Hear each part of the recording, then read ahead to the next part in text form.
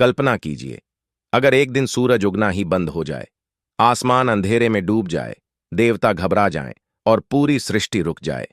लेकिन सवाल ये है, सूरज गया कहां? आज हम आपको सुनाने जा रहे हैं एक ऐसा रहस्यमयी किस्सा जिसमें एक नन्हा बालक भूख में सूरज को ही फल समझकर खाने निकल पड़ता है।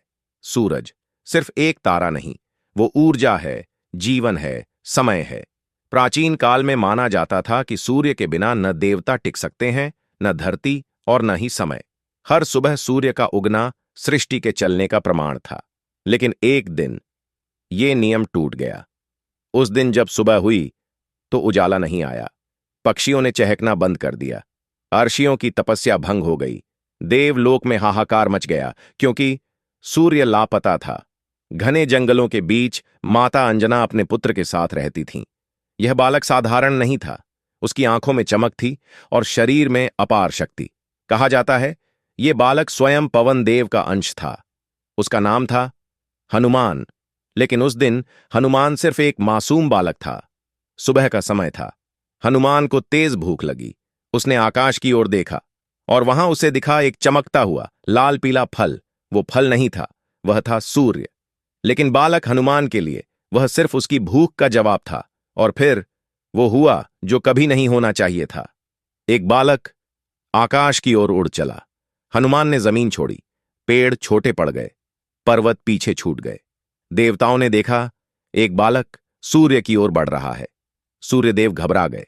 उनकी रोशनी फीकी पड़ने लगी और अगले ही क्षण हनुमान ने सूर्य को अपने मुंह में रख लिया। पूरा ब्रह्मांड अंधेरे में डूब गया।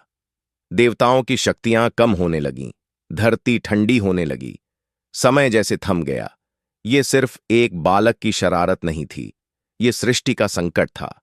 लेकिन सवाल ये था, क्या कोई उस बालक को रोक सकता था? देवताओं के राजा इंद्रदेव क्रोधित हो उठे। उन्होंने अपना वज्र उठाया और आकाश से प्रहार किया। वज्र हनुमान को लगा। वह मूर्छित होकर गिर पड़े। सूर्य मुक्त हुआ। आसमान फिर उजाला हो गया। लेकिन पवनदेव का क्रोध अब जाग चुका था। पवनदेव ने प्राणवायु खींच ली। सृष्टि फिर संकट में आ गई।